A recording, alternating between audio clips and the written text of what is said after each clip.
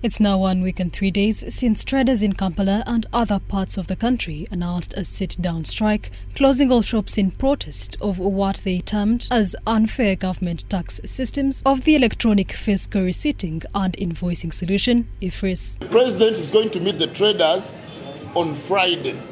The traders in this meeting, they have resolved that it's better not to meet the leaders, but it's better to meet the traders in bigger numbers.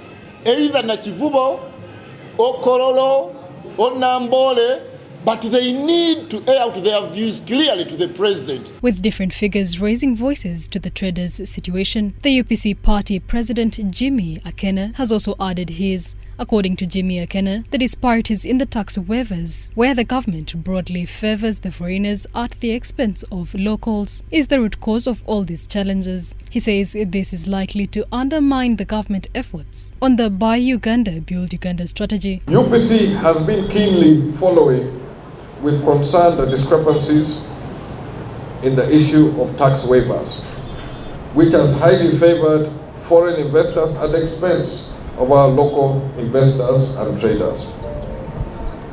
Much as we need to influence and encourage foreign investment in our country, we should not allow this to hinder the growth of our local companies. This may undermine the efforts of Build Uganda, or Buy Uganda, Build Uganda, BUBU. UPC therefore demands fairness and equity in the implementation of such tax policies, such as tax waivers, without discrimination to reduce the impasse on the trade sector. He says traders are not enemies of the state, but rather discontented individuals seeking to be an urgent ear by the government. He hence urged the government to involve stakeholders in policy formulations. The traders have closed the shops to, I believe, attract the attention of government on what they're going through. This is where the traders are in a dilemma. Some of these services you offer, yes, you receipt, but you're going to be paid in a month or two, which is normal in business. It's important to sit down and to really see how best that problem can be addressed. Akena hence suggests the reduction of extravagant government expenditures as the only way through which this challenge can be addressed, in addition to educating traders on the usage of the UPC'S system. We have very high government expenditures in areas which personally and as UPC we feel can be reduced or more focused to benefit the taxpayer.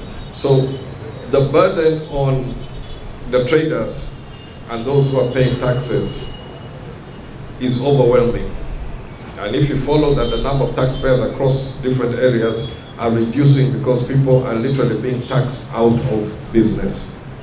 So it is important that government looks at it from two angles, not only to collect more taxes, but also to reduce wasteful expenditure. If you reduce wasteful expenditure, you'll have more to go around, but also to limit on some of the losses. Jimmy Akena provided his response to the question of whether the policies that impact Ugandans originate from the parliament or the executive. If you're going to alter the whole policy framework, that one can only be done or will be done as we go into 2026 and present alternative policies on how Uganda can develop effectively. So much of this one is going to be taken forward to the next round of elections, that we have policies which will enhance and create opportunities for people to be able to thrive within our country. Story compiled by John Baptist Ahumuza for Uganda Family TV, News at 8.